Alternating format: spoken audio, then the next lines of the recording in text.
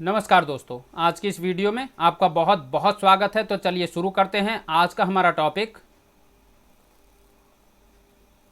Topic है active and passive voice of future perfect tense revision exercise. तो सबसे पहले हम देख लेते हैं कि जो एक्टिव एंड पैसिव वॉइस होते हैं फ्यूचर परफेक्ट टेंस में, उसमें एक्टिव वॉइस का स्ट्रक्चर क्या रहता है। तो जैसा आप स्क्रीन के ऊपर देख ही सकते हैं, सबसे पहले सब्जेक्ट लगाया जाता है, फिर विल का इस्तेमाल हम करते हैं, उसके बाद हम हैव लगाते हैं, सभी वाक्यों में हैव लगाया जाता है। उसके बाद में हम क्रिया का तीसरा रूप third form of the verb लगाते हैं, फिर हम ऑब्जेक्ट लगाते हैं, और लास्ट में यदि कुछ अलग शब्द से आए हैं, अदर वर्ड्स आए हैं, तो उन्हें जोड़ दिया जाता है। इसके साथ साथ हम देखते हैं कि फ्यूचर परफेक्ट टेंस में पैसिव वॉइस का क्या स्ट्रक्चर रहता है। तो हम देखेंगे कि एक्टिव वॉइस का जो ऑब्जेक्ट का सब्जेक्टिव फॉर्म है वो सबसे पहले लगा दिया जाता है। इसके बाद में हम विल लगाते हैं, फिर हैव, बीन, फिर क्रिया का तीसरा रूप, उसके बाद अदर वर्ड्स को जोड़ दिया जाता है, फिर बाय, उसके बाद में सबसे लास्ट में हम एक्टिव वॉइस सब्जेक्ट का ऑब्जेक्टिव फॉर्म लगा देते हैं।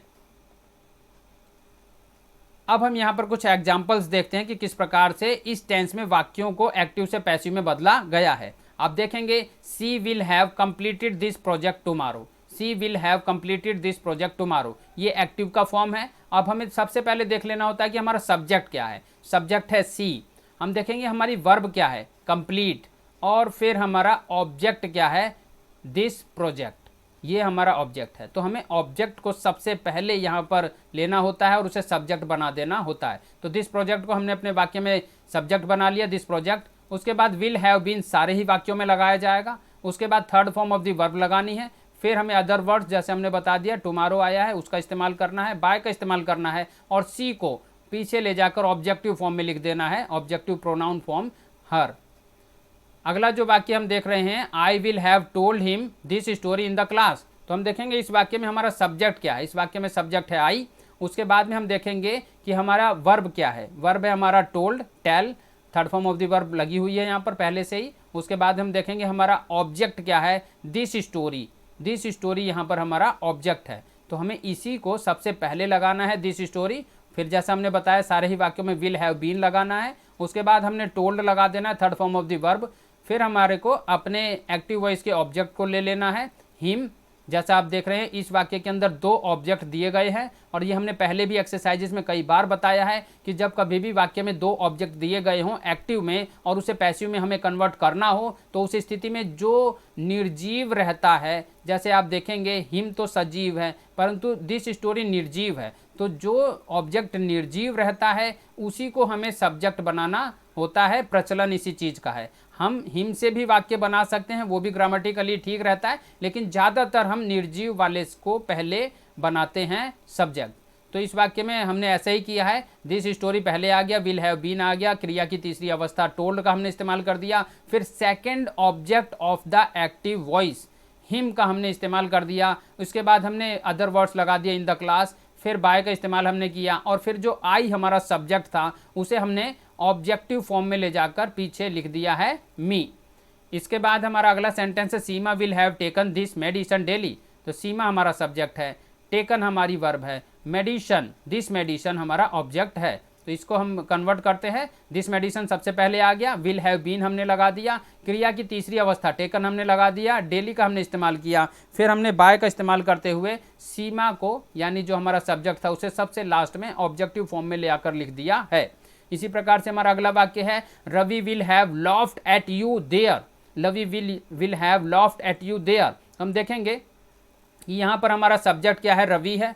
उसके बाद में हम देखेंगे हमारा ऑब्जेक्ट क्या है, यू है। उसके बाद हम देखेंगे हमारी वर्ब क्या है, लॉफ्ट है। तो जो हमारा ऑब्जेक्ट है यू, इसे हमने सबसे पहले लिखना है। उसके बाद विल हैव बीन हमने लगा दिया, फिर लॉफ्ट का इस्तेमाल किया। उसके बाद ये जो आप देख रहे हैं एट लगा हुआ है, ये भी हम पिछली प्रेजेंटेशन में कई बार बता चुके हैं। जब कभी भी वाक्य के अंदर कोई प्रपोजिशन आती है तो उसे हमने पैसिव बनाते समय पैसिव वॉइस की मेन वर्ब की जो हमने थर्ड फॉर्म का इस्तेमाल किया होता है उसके साथ में ही लगाना होता है। तो यहाँ पर जो loft third form of the verb I है, इसके साथ में ही हमने भी प्रपोजिशन को यहाँ पर जोड़ दिया है। उसके बाद में हमने अदर वर्ड्स लगा दिए देयर, फिर बाय का इस्तेमाल किया, और फिर रवि जो हमारा सब्जेक्ट था उसे पीछे ले जाकर ऑब्जेक्टिव फॉर्म में लिख दिया है।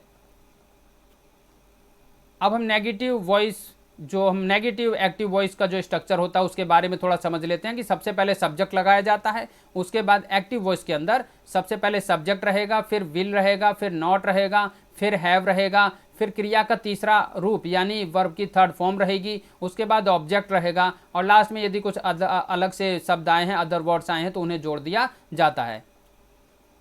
Negative passive voice structure, negative passive voice का स्ट्रक्चर क्या होता है ये आप स्क्रीन के ऊपर देख सकते हैं कि नेगेटिव में हमने सबसे पहले एक्टिव वॉइस का जो ऑब्जेक्ट होता है उसे सब्जेक्ट बनाकर लिख देना है, उसके बाद विल लगाना है, फिर नॉट लगाना है, फिर हैव बीन लगाना है, फिर वर्ब का तीसरा रूप क्रिया का थर्ड फॉर्म लगाना है, उसके बाद अदर वर्ड्स लगा देने हैं, फिर बाय का इस्तेमाल करना है और उसके बाद में हमें एक्टिव वॉइस का जो सब्जेक्ट था उसे ऑब्जेक्ट बनाकर लिख देना होता है।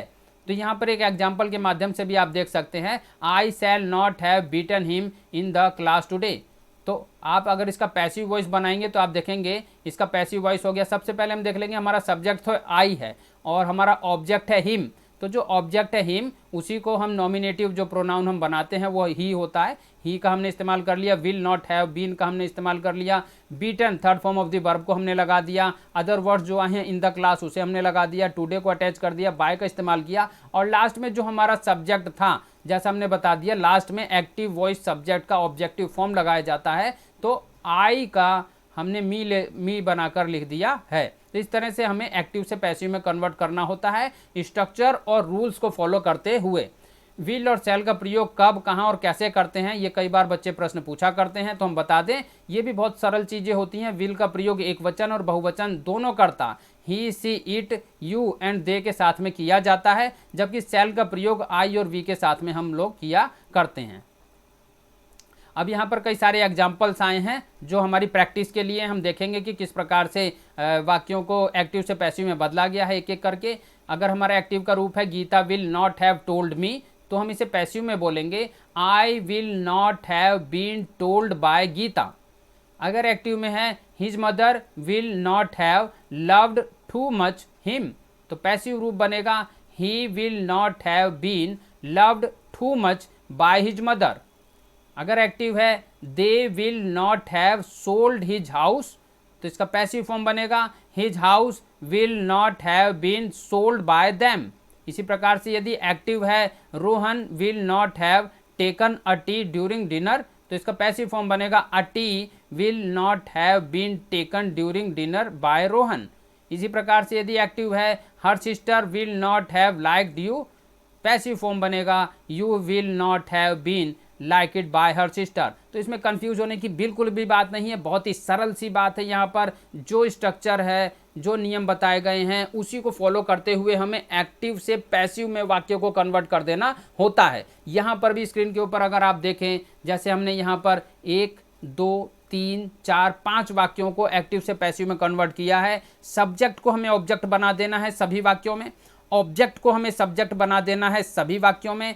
टेंस के अनुसार यहाँ पर जो सहायक क्रिया का इस्तेमाल किया गया है विल का, उसका हमें इस्तेमाल कर लेना है। उसके बाद क्योंकि ये नेगेटिव सेंटेंसेज है तो हमें नॉट का भी इस्तेमाल करना है, हैव का भी हमें इस्तेमाल करना है, बीन का हमें इस्तेमाल करना है। उसके बाद में पैसिव वॉइस में जब भी हम सेंटेंसेज बनाएंगे तो हमें third form of the verb का इस्तेमाल करना है, हमें बाय का इस्तेमाल करना है। इसके साथ साथ जो छोटी छोटी सी चीज़ें आती हैं जिन पर हमें ध्यान देना होता है, जैसे यदि किसी का नाम आया, जैसे आप देखेंगे गीता, तो वो गीता ही रह गया ऑब्जेक्टिव फॉर्म उसका, हिज मदर ही रह गया उसका ऑब्जेक्टिव फॉर्म। दे अगर आता है तो उसका हम ऑब्जेक्टिव फॉर्म देम लगाते हैं। किसी का नाम अगर आता है जैसे रोहन, तो हमने उसका नाम में कोई परिवर्तन नहीं किया, उसका ऑब्जेक्टिव फॉर्म नाम ही रह जाता है। हर सिस्टर आया तो वो भी हर सिस्टर ही रह जाता है। इस प्रकार के जो चीज़ें आती हैं इसको हम कहते हैं कि नॉमिनेटिव केस के प्रोनाउन को ऑब्जेक्ट जब बनाया जाता है तो ऑब्जेक्टिव केस में बदल दिया जाता है। जैसे ही को हिम में, सी को हर में, आई को मी में बदल दिया जाता है। और इसी प्रकार से ऑब्जेक्टिव केस के प्रोनाउन अगर आते हैं तो सब्जेक्ट बनाते समय उन्हें नॉमिनेटिव केस के प्रोनाउन में बदल दिया जाता है। जैसे मी को हम आई में बदल देते हैं। इसके साथ में अब हम इंटेरोगेटिव वाक्यों की तरफ आ गए हैं, जो कि एक्टिव वॉइस का स्ट्रक्चर होता है, उसको हम समझ लेते हैं। सबसे पहले यस नो टाइप के जो क्वेश्चंस होते हैं उसमें क्या होता है, सबसे पहले विल लगाया जाता है, फिर सब्जेक्ट आता है, फिर नॉट आता है, फिर हैव, फिर वर्ब का तीसरा रूप, third form of the verb आती है, फिर ऑब्जेक्ट आता है, और उसके बाद में यदि कुछ अलग से शब्द आए हुए हैं तो वो लगाए जाते हैं, लास्ट में क्वेश्चन मार्क लगा दिया जाता है। इंटेरोगेटिव पैसिव वॉइस का क्या स्ट्रक्चर होता है? इंटेरोगेटिव पैसिव वॉइस का क्या स्ट्रक्चर होता है, इसे आप स्क्रीन के ऊपर देख सकते हैं। सबसे पहले विल या सेल में से किसी एक का हम चुनाव कर लेंगे सब्जेक्ट के अकॉर्डिंग। उसके बाद हम एक्टिव वॉइस का ऑब्जेक्ट लगाएंगे, उसका सब्जेक्टिव फॉर्म, एक्टिव वॉइस के ऑब्जेक्ट का सब्जेक्टिव फॉर्म लगा दिया जाएगा। फिर हम नॉट लगाएंगे, उसके बाद हम हैव बीन लगाएंगे, उसके बाद हम वर्ब का तीसरा रूप यानी third form of the verb लगाएंगे। उसके बाद अगर कुछ और शब्द आए हुए हैं वाक्य में, अदर वर्ड्स आए हुए हैं, उनको हम लगा देंगे। फिर हम बाय का इस्तेमाल करेंगे और लास्ट में एक्टिव वॉइस सब्जेक्ट का ऑब्जेक्टिव फॉर्म लगाकर हम क्वेश्चन मार्क लगा देते हैं। तो ये स्ट्रक्चर आपको समझ में आया होगा। हम इन्हीं के आधार पर वाक्यों को एक्टिव से पैसिव में बदला करते हैं इस टेंस के अंदर। Active and passive voice examples of future perfect tense. यहाँ पर हम और भी कुछ एग्जाम्पल्स करने जा रहे हैं, उनका हम अभ्यास करने जा रहे हैं। जैसा हम वीडियोस के अंदर लगातार बार बार कहते हैं कि भाई अगर आप अभ्यास नहीं करेंगे तो आप कभी भी परफेक्ट नहीं हो पाएंगे। तो जितने ज़्यादा से ज़्यादा वाक्यों का आप अभ्यास करें, अभ्यास की कोई लिमिट नहीं हुआ करती है कि हमें 10 वाक्यों का करना है या 20 वाक्यों का करना है। जितने ज़्यादा से ज़्यादा वाक्यों का आप अभ्यास करें उतना ज़्यादा आपके लिए अच्छा रहेगा। तो हम यहाँ पर एक्टिव वॉइस के कुछ सेंटेंसेस लेके आए हैं और उन्हें पैसिव वॉइस में भी हमने बदला है, जैसे आप एक एक करके देख सकते हैं। हमारा एक्टिव वॉइस का फॉर्म है will she not have driven this car from tomorrow, और पैसिव वॉइस में हो गया will this car not have been driven from tomorrow by her. इसी प्रकार से हमारा एक्टिव वॉइस है shall I not have bought this dress today, और पैसिव वॉइस हो गया will this dress not have been bought today by me. इसी प्रकार से एक्टिव वॉइस है will they have spoke French in the office, इसका passive voice हो गया will French have been spoken in the office by them. Active है will Rekha not have given you money, passive है will you not have been given money by Rekha.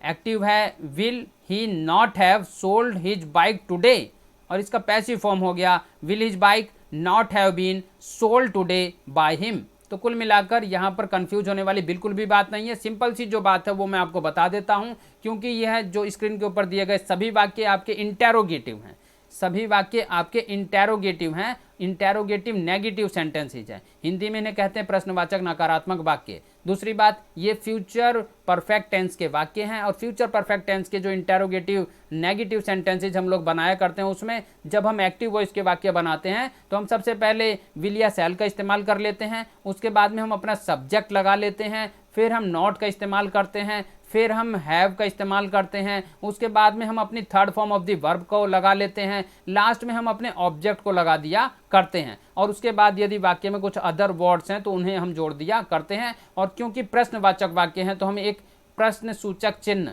Question mark भी लगा दिया करते हैं। जब हम पैसिव वॉइस में इनके वाक्यों को बनाते हैं तो आप देखिए उनका स्ट्रक्चर क्या है। सबसे पहले विल या शैल आ जाएगा, उसके बाद जो हमारा एक्टिव वॉइस का ऑब्जेक्ट था उसे हमने सब्जेक्टिव फॉर्म में लिख दिया है, उसके बाद हमने नॉट भी लगाना है, उसके बाद हैव बीन का हमने इस्तेमाल करना होता है, फिर third form of the verb का हमने इस्तेमाल करना है, उसके बाद हमने अदर वर्ड्स को जोड़ देना है, फिर हमें बाय का इस्तेमाल करना है, और लास्ट में एट लास्ट जैसा सभी वाक्यों में हम करते रहे हैं, जो हमारा एक्टिव वॉइस का सब्जेक्ट होता है, जैसे यहाँ पर सी है, उसका ऑब्जेक्टिव फॉर्म जो होता है उसे लिख देना होता है, जैसे यहाँ सी को हमने हर बनाकर लिख दिया है। तो इसी स्ट्रक्चर को बार बार सभी सारे ही वाक्यों में फॉलो करते हुए हमें एक्टिव से पैसिव बनाना होता है। WH वर्ड्स जो आते हैं, जिसको हम WH फैमिली के वर्ड्स भी बोला करते हैं, WH word type passive voice का क्या स्ट्रक्चर होता है, WH वर्ड्स होते क्या हैं, आप इसको मैं सरल भाषा में कहूँ तो यदि हिंदी वाक्य के अंदर कब, क्यों, कहाँ, कैसे, कौन इत्यादि शब्द आते हैं, किसका, इस प्रकार के जो प्रश्न सूचक शब्द आते हैं, इन्हें WH फैमिली के वर्ड्स बोला जाता है। और जब ये वाक्य के अंदर आते हैं फ्यूचर परफेक्ट टेंस में, तब हमारा पैसिव वॉइस का किस प्रकार का स्ट्रक्चर रहता है उसे यहाँ पर समझाया गया है। तो हम देखेंगे सबसे पहले हम WH वर्ड्स को लगा देते हैं, उसके बाद हम विल को लगाएंगे, उसके बाद हम एक्टिव वॉइस का जो ऑब्जेक्ट था उसका सब्जेक्टिव फॉर्म लगा देंगे, जैसा हम सरल भाषा में कहते हैं कि ऑब्जेक्ट को सब्जेक्ट बना देंगे। उसके बाद में हम नॉट लगाएंगे, उसके बाद हम हैव बीन का इस्तेमाल करेंगे, फिर हम third form of the verb लगाएंगे।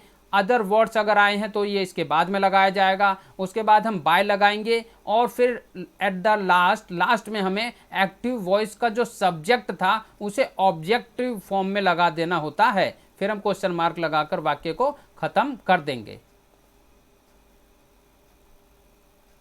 कई सारे एग्जाम्पल्स हैं जो आपकी स्क्रीन के ऊपर आ चुके हैं, एक एक करके हम इनका भी अभ्यास कर लेते हैं। एक्टिव का फॉर्म है why will Seema not have cooked something special. Passive हो गया why will something special not have been cooked by Seema. इसी प्रकार से एक्टिव है who will have called you today, तो पैसिव हो गया by whom will you have been called today.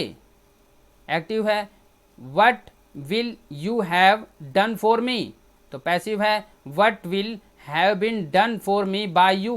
इसी प्रकार से एक्टिव है where will you have sold your products, passive है where will your products have been sold by you.